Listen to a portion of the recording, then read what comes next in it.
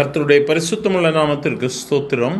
இன்றைய நாளின் கர்த்தருடைய வார்த்தையாக 2 ராஜாக்கள் 7வது அதிகாரம் 16வது வசனம். அப்பொழுது ஜனங்கள் புறப்பட்டு சீரியரின் பாளையத்தை கொள்ளையிட்டார்கள். கர்த்தருடைய வார்த்தையின்படியே 1 மரக்கால் கோதுமை உப்மா 1 சேக்கலுக்கும் 2 மரக்கால் வார்கோதுமை 1 சேக்கலுக்கும் விற்கப்பட்டது. எனக்கருமையானவர்களே, கர்த்தருடைய வார்த்தையின்படி அற்புதம் நடந்தது. சீரியரின் பாளையத்தை ஜனங்கள் கொள்ளையிடுகிறார்கள். கர்த்தருடைய வார்த்தை சொல்லப்படுகிறது, நாளைக்கு நீ அற்புதத்தை காண்பாய். நீ பாளையத்தை விட்டு புறப்பட்டு வெளியிலே போ, ஒளிந்து கொண்டு இருக்காத, இப்பொழுது அற்புதம் நடக்கிறது. எனக்கு கிருமியானவர்கள், இதுதான் ஆண்டவருடைய மகிமையின் கரம். ஒருவேளை சூழ்நிலைகள் எல்லாம் நம்ம பார்க்கும்போது நாம் எல்லார் மத்தியிலும் கைவிடப்பட்ட ஒரு சூழ்நிலை, இல்லைன்னா நம்மை சுற்றிலும் இருக்கிற எல்லா கதவுகளும் அடைக்கப்பட்டாயிற்று, என்னால் ஒன்றும் வழி இல்லை. பலவிதமான சோர்வுகளில் நீங்கள் ஒருவேளை இந்த வார்த்தைகளை கேட்டுக்கொண்டு இருக்கலாம். ஆனால் எனக்கு அருமையான தேவ பிள்ளைய, கர்த்தருடைய வார்த்தை ஒரு நாளும் போய் சொல்லாது. கர்த்தருடைய வார்த்தை அற்புதத்தை செய்தது. சீரியரின் பாளையத்தை கொள்ளையிட்டார்கள். கர்த்தர் உனக்கு அற்புதத்தை செய்யும் பொழுது உனக்கு விரோதமான ஜனங்கள் மேலாக நீ நடந்து செல்லுவாய். வேதம் சொல்லுகிறது, உனக்கு விரோதமாய் உருவாக்கப்படும் எந்த ஆயுதமும் வாய்க்காதே போகும்.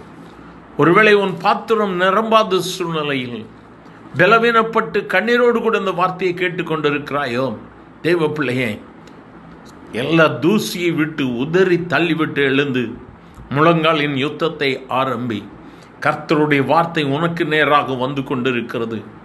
அன்று சீரியரின் பாளையத்தை கொள்ளையிட்டது போல இன்று உனக்கு விரோதமானவர்கள் மேல் நீ கரங்களை உயர்த்துவாய். நீ அவர்களுக்கு மேலாக எழும்புவாய். கர்த்தர் உனக்காக யுத்தம் பண்ணுவார். நீ சோர்ந்திருக்க வேண்டிய நாட்கள் அல்ல, நீ பலப்பட்டு எழும்ப வேண்டிய நாட்கள். ஜபாவியினால் நிரப்பப்படுவாயா? இரவு பகல் என்று பாராதபடிக்கு தேவ சமூகத்தில், ஆண்டவரே உம்முடைய வார்த்தை எனக்கு வேண்டும் என்று சொல்லி கதறி ஜெபியுங்கள். கர்த்தருடைய வார்த்தை நமக்கு வேணும். கர்த்தருடைய வார்த்தை வந்துவிட்டால் அதற்கு பின்பதாக எந்த பயமும் இல்லை. கர்த்தர் அற்புதத்தை செய்வார். கர்த்தருடைய வார்த்தையை கேட்பதற்கு, நம்முடைய செவிகள் திறப்பதற்கு தேவ சமூகத்திலே நாம் போராடி ஜெபிக்க வேண்டியது அவசியம். நமக்கும் ஆண்டவராகிய இயேசுவுக்கும் ஒரு நெருங்கிய உறவு இருக்க வேண்டும். கர்த்தரை நோக்கி கூப்பிடலாமா? எங்கள் அன்பின் ஆண்டவரை, ஆசீர்வதிக்கப்பட்ட இந்த காலை வேளைக்காக நன்றி அப்பா. அன்று சீரியரின் பாளையத்தை கொள்ளையிடும்படியாக உம்முடைய வார்த்தை கடந்து வந்தது இஸ்ரவேல் ஜனங்களுக்கு. இன்றும் ஆண்டவரே, பலவித சோர்வுகள், பலவித பலவீனங்கள், எங்களை சூழ்ந்திருக்கிற பலவிதமான இருளின் மத்தியிலே என்ன செய்வோம் என்று சொல்லி கலங்கி இருக்கிற உம்முடைய ஜனத்திற்கு வார்த்தையை அனுப்பும் ஆண்டவரே.